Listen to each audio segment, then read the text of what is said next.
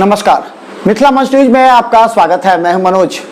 लगातार मिथिला मंच न्यूज चुनाव से जुड़ी हर अपडेट खबर आप तक पहुंचा रहे हैं और हम बता दें, लोग हमारा विश्लेषण, सटीक विश्लेषण देखकर अपने क्षेत्र में चर्चा करती है, क्योंकि हमारी जो वाणी होती है, हम जो बोलते हैं उस पर लोग क्षेत्र में चर्चा करते हैं कि प्रत्याशी कैसा होना चाहिए और कौन सा प्रत्याशी का क्या व्यवहार है, क्या कार्य है, उसकी तुलना भी करते हैं।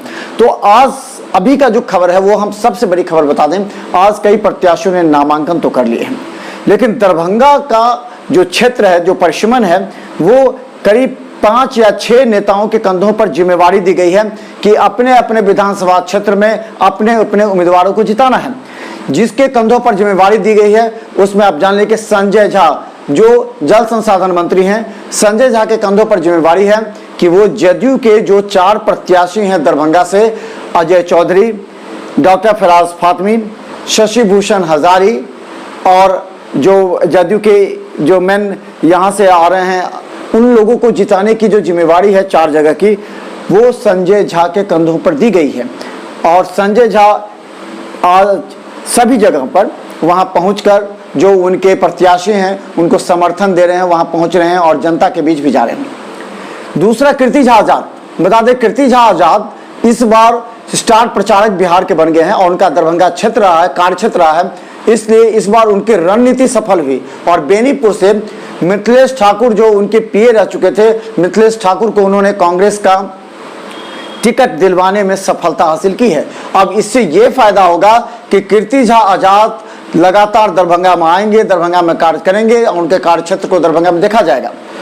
इसके अलावा बता दें कि मोहम्मद अली असरफ फातमी भी जनता दल यूनाइटेड के, उनके पुत्र खुद डॉक्टर फराज फातमी ग्रामीण से लड़ रहे हैं। तो खासकर जदयू में भी जो अली असरफ फातमी का कद्दावर चेहरा माना जाता है, उनके पर भी डिपेंड करता है कि दरभंगा के विभिन्न विधानसभा में जो अल्पसंख्यक वोट हैं उसको किस तरह एक जगह एकत्रित किया जाए, उनको कन्विंस किया जाए, उसमें कितना उनको सफलता मिलती है, ये भी उनके कंधों पर जिम्मेवारी दी गई है और इसके बाद ही उनका भी राजनीतिक भविष्य तय होगा। इसके अलावा बता दें कि गोपाल जी ठाकुर भारतीय जनता पार्टी के सांसद है दरभंगा से। गोपाल जी ठाकुर के कंधों पर भी जिम्मेवारी दी गई है कि आप भारतीय जनता पार्टी के जो 4 उम्मीदवार हैं, 4 उम्मीदवार, पहले बता दें पहले 3 उम्मीदवार थे, लेकिन 4 जो जाले, दरभंगा शहर, बेनीपुर और जो बेनीपुर ये हम बता दें जो गोपाल जी ठाकुर के कंधों पर, इसे कर लेते हैं ताकि काटने में सुविधा रहेगा। तो हम बता दें गोपाल जी ठाकुर के कंधों पर 4 विधानसभा की जो जिम्मेवारी दी गई है उसमें है एक केवटी, एक हायाघाट, दरभंगा शहर और जाली। इस 4 विधानसभा में गोपाल जी ठाकुर अपने भारतीय जनता पार्टी के नेताओं को संतुष्ट करते हुए इन क्षेत्रों में बढ़त दिलानी है, ये उनके कंधों पर जिम्मेवारी दी गई है। वहीं बता दें कि डॉक्टर मदन मोहन झा के कंधों पर भी जिम्मेवारी है। हालांकि वो 22 अक्टूबर तक खुद चुनाव में व्यस्त रहेंगे, लेकिन चुनाव के बाद उनके कंधों पर जिम्मेवारी है कि इस बार कांग्रेस ने 3 विधानसभा की सीटें प्राप्त की हैं। ये कांग्रेस की इस बार काफी सफलता मानी जा रही है कि जहां एक भी मिलता था और नहीं भी मिल पाता था, तो वैसी परिस्थिति में कांग्रेस ने दरभंगा से 3 सीट की दावेदारी की थी और तीनों सीट कांग्रेस को मिले, जिसमें जाले, बेनीपुर और कुशेश्वर स्थान है। जाले से अभी सीट तय नहीं हुआ है, नाम तय नहीं हुआ है, लेकिन बेनीपुर में तय हो गया। कुशेश्वर स्थान में नामांकन भी डॉक्टर अशोक कुमार ने कर लिया है। तो इन सब क्षेत्रों से मदन मोहन झा का भी नाम काफी ज्यादा रहेगा। वहीं अब्दुल बारी सिद्दीकी और भोला यादव और अब्दुल बारी सिद्दीकी के कंधों पर जिम्मेवारी दी गई कि राष्ट्रीय जनता दल के जितने उम्मीदवार हैं, 7 उम्मीदवार राष्ट्रीय जनता दल के हैं, उनको जिताने की जिम्मेवारी। लेकिन हालांकि इस बार विषम परिस्थिति है कि खुद भोला यादव और अब्दुल बारी सिद्दीकी केवटी और हायाघाट से चुनाव लड़ रहे हैं, इसलिए उनके पास समय कम होगा कि अन्य प्रत्याशियों के क्षेत्र में जाकर वो चुनाव के लिए प्रचार प्रसार करें, उन्हें जीत हासिल करें। इसके अलावा भोला यादव के कंधों पर और कई जगह की जिम्मेवारी भी है।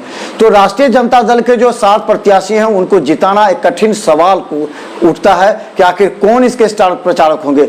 इस हर जिले में अगर कहें तो जैसे कि जदयू से संजय झा हो सकते हैं, मदन मोहन झा हैं कांग्रेस से, कीर्ति आजाद हैं कांग्रेस से, इसी तरह अगर कहें तो अन्य हैं। लेकिन राष्ट्रीय जनता दल का कौन सा ऐसा व्यक्ति होगा, नेता होगा, जो 7 विधानसभा क्षेत्र में जो राजद के प्रत्याशी हैं उसको जिताने के लिए वो वहां मॉनिटरिंग करेंगे, वहां ध्यान देंगे और स्टार प्रचारकों को लाएंगे। ये एक बड़ा सवाल है और कठिन चुनौती है राष्ट्रीय जनता दल के प्रत्याशियों के लिए। इसके अलावा हम बता दें कि जन अधिकार पार्टी भी अपने उम्मीदवार खड़ा कर रही है, तो उसके लिए पप्पू यादव काफ़ी ज़्यादा अपने क्षेत्र में आ सकते हैं। लेकिन एक बात लोग कह रहे हैं कि पप्पू यादव ने बड़ी गलती की है। हालांकि पटना में आज पप्पू यादव को आज सीएम पद का उम्मीदवार बता दिया गया है, लेकिन पप्पू यादव क्या चुनाव जीत पाएंगे, कितनी जगह चुनाव जीतेंगे, ये भी बड़ा कठिन सवाल है। जाप कई जगह दरभंगा में भी उम्मीदवार खड़ा कर रही है, लेकिन उसका अस्तित्व कभी हम बता दें जनता के लिए है कि इस बार अस्तित्व उनका खतरे में है, क्योंकि पप्पू यादव का जीत तब होता जब वो कांग्रेस और राजद से महागठबंधन में शामिल होते, लेकिन ऐसी परिस्थिति में नहीं होना निश्चित तौर पर नुकसानदेह साबित हो सकता है जन अधिकार पार्टी के प्रत्याशियों के लिए। तो हम बता दें जो स्थिति है उसमें जन अधिकार पार्टी का जो वजूद है वो दरभंगा में नगण्य सा दिख रहा है। कितनी ज़्यादा काम कर चुके हैं पप्पू यादव ये सभी जानते हैं। बाढ़ में काम किए हैं, कई घरों में जो किसी की मौत होती थी, हत्या होती थी, वहाँ उन्होंने जाकर के पैसे दिए हैं। लेकिन उनका जो नीति जो महागठबंधन में नहीं आए, इस वजह से उनके कार्यकर्ताओं और प्रत्याशियों को निराश होना पड़ सकता है। इसके अलावा बता दें लोक जनशक्ति पार्टी जिन्होंने जदयू के 4 क्षेत्रों में अपने अपने उम्मीदवार उतार भी दिए हैं। हम बता दें कि जिस तरह के ग्रामीण से प्रदीप ठाकुर जो बेटी बचाओ बेटी पढ़ाओ के आंदोलन के नेता हैं, उनको वहां से टिकट मिल गया। राजीव ठाकुर को गौराबरम से मिल गया, भोला चौधरी को बहादुरपुर से मिला है, बेनीपुर से अभी नाम की चर्चा हो रही है। तो जो लोजपा है वो भी 4 उम्मीदवारों के नाम की घोषणा कर चुकी है और इसकी जिम्मेवारी शाहनवाज कैफी को दी गई है कि आप इन 4 लोजपा प्रत्याशियों को जिताने के लिए क्या करें। तो हम बता दें लगातार दरभंगा में अब 4-5 बड़े कद्दावर नेता हैं जिनके कंधों पर जिम्मेवारी है। और जैसे कीर्ति आज़ाद, एक बार फिर हम बता दें, कीर्ति आज़ाद, संजय झा, अब्दुल बारी सिद्दीकी, अली अशरफ फातमी, मदन मोहन झा, भोला यादव, शाहनवाज हुसैन कैफी, गोपाल जी ठाकुर, तो इन सब के कंधों पर जिम्मेवारी है और सभी अपने अपने वर्चस्व को दिखाते हुए अपने प्रत्याशियों को जिताने का प्रयास करेंगे, क्योंकि इस बार इन 4 तो खासकर बता दें 4 लोगों की प्रतिष्ठा दांव पर लगी है। दरभंगा से गोपाल जी ठाकुर, संजय झा, कीर्ति आज़ाद और अब्दुल बारी सिद्दीकी, ये 4 की प्रतिष्ठा दांव पर लगी है, जिसमें एक अली अशरफ फातमी भी हैं। फातमी कितना सफल हो पाते हैं, अगर वो अपना क्षेत्र अगर ग्रामीण बचा लिए तो उन्हें माना जा सकता है कि अब जो फातमी ने अपना अस्तित्व बचाया और पूरे दरभंगा में जदयू को जिताने के लिए वो प्रयास करेंगे। तो ये 4 मैन जो नेता हैं उनके कंधों पर जो जिम्मेवारी है और इसे लेकर के उनकी प्रतिष्ठा दांव पर लगी है। तो देखते रहिए मिथिला न्यूज़ पर, लगातार हम आपको दिखाते रहेंगे दरभंगा में कौन कौन से बागी उम्मीदवार हैं किस दल के। इसके अलावा ये भी हम दिखाएंगे कि लोजपा और जन अधिकार पार्टी के कौन कौन से प्रत्याशी कितने कद्दावर हैं। लेकिन इसके साथ ही हम बता दें दरभंगा शहरी विधानसभा से जो पहले आम आदमी पार्टी के टिकट पर खड़ा होने का दावा करते हुए पूरे क्षेत्र में घूम रहे थे, उनका दावा था कि वो आम आदमी पार्टी से टिकट लेकर के क्षेत्र में कार्य करेंगे, लेकिन अब वो निर्दलीय, क्योंकि आम आदमी पार्टी ने सब मना कर दिया। लेकिन जैसे ही आम आदमी पार्टी से उनका नाम हटा निर्दलीय के रूप में, जब वो फील्ड में जा रहे हैं तो लोग उन्हें सुनवाई नहीं ले रहे। लोग कह रहे हैं कि इन्हें शायद ही कुछ वोट मिले।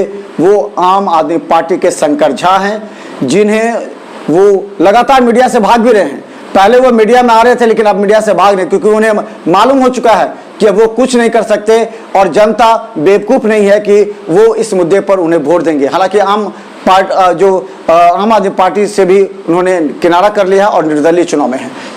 तो देखते रहिए मिथिला न्यूज़ का हर अपडेट, बड़ी खबर, क्योंकि अगली बड़ी खबर आपके लिए महत्वपूर्ण होगा। इसलिए हर घंटे मिथिला न्यूज़ को यूट्यूब में सब्सक्राइब करें और बेल आइकन दबाएं और ऑल पर दबा दें ताकि हर अपडेट खबर आपके मोबाइल तक पहुंच जाए।